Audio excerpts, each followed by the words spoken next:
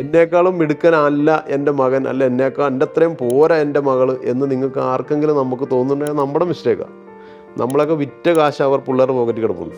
കണക്കിൽ നല്ല പ്രാവീണ്യമുള്ള ആൾക്ക് നല്ലൊരു ബിസിനസ്സുകാരനാവാൻ പറ്റൂ, അങ്ങനെ ഉണ്ടോ? ഒന്നുമില്ല. അതൊക്കെ നമുക്ക് കണക്കുകൾ ഇഷ്ടംപോലെ ആൾക്കാരെ കിട്ടും. മനസ്സിലായി? അത് അവൻ ആർട്സിലാണ്, എന്തിനെങ്കിലും ഒരു പാഷൻ അവന് വേണം. ആ പാഷൻ വേണം അവൻ ബിസിനസ് തുടങ്ങാൻ. അല്ലാതെ ആർട്സിൽ ബിസിനസ് പാഷൻ ഉള്ള ഒരുത്തൻ മീൻ കച്ചവടത്തിന് പോയിട്ട് ഒരു കാര്യമില്ല. മനസ്സിലായി? ആ മീനിനകത്ത് പാഷനുള്ള ഒരുത്തൻ നാടകം കളിക്കാൻ പോയിട്ട് കാര്യമില്ല. ഇന്ന് ലോകത്ത് പണ്ടൊക്കെ ഞാനൊക്കെ പഠിച്ചിരുന്ന കാലത്ത് ഒന്നെങ്കിൽ IPS ആണ്, IAS ആണ്, ചാർട്ടേഡ് അക്കൗണ്ട് ആണ്, ഗവൺമെന്റ് ഉദ്യോഗസ്ഥൻ, ഇതിനപ്പുറത്തേക്ക് ഒരു ചാൻസ് ഇല്ല നമ്മുടെ മുമ്പിൽ. ഇന്ന് അതല്ലല്ലോ. ഇന്ന് എല്ലാത്തിനും ചാൻസ് ഉണ്ട് അല്ലേ? പടം വരച്ചാലും ചാൻസ് ഉണ്ട്, ഡാൻസ് കളിച്ചാൽ ചാൻസ് ഉണ്ട്, പ്രസംഗം പറഞ്ഞാൽ ചാൻസ് ഉണ്ട്, എന്തിന് മോട്ടിവേഷൻ സ്പീക്കിംഗ് നടത്തിയാൽ ചാൻസ് ഉണ്ട്, എല്ലാത്തിനും ചാൻസ് ഉണ്ടെന്ന്. കബഡി കളിച്ചാൽ ചാൻസ് ഉണ്ട്, ഫുട്ബോൾ കളിച്ചാൽ ചാൻസ് ഉണ്ട്, ക്രിക്കറ്റ് കളിച്ചാൽ ചാൻസ് ഉണ്ട്, എല്ലാത്തിനും ചാൻസ് ഉണ്ട്. അപ്പൊ നിങ്ങളുടെ മക്കളുടെ ആഗ്രഹം, അവരുടെ പാഷൻ എന്തെന്ന് നിങ്ങൾ കണ്ടുപിടുത്തി കൊടുത്താൽ മതി. ബാക്കി പിള്ളേർ നോക്കിക്കോളും.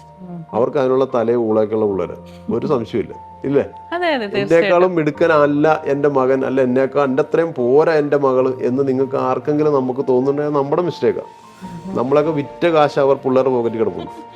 അത്രയും നല്ല പിള്ളേരാവുന്നത്. ഞാൻ എപ്പോഴും പറയും, ഞാൻ കടലിൽ കിടന്ന് മീനാണ് എടുത്ത് കമ്പ്യൂട്ടറിൽ കൂടെ വിറ്റെങ്കിലേ ആകാശത്ത് നിന്ന് മീനുണ്ടാക്കി വന്ന പിള്ളേരുണ്ട്.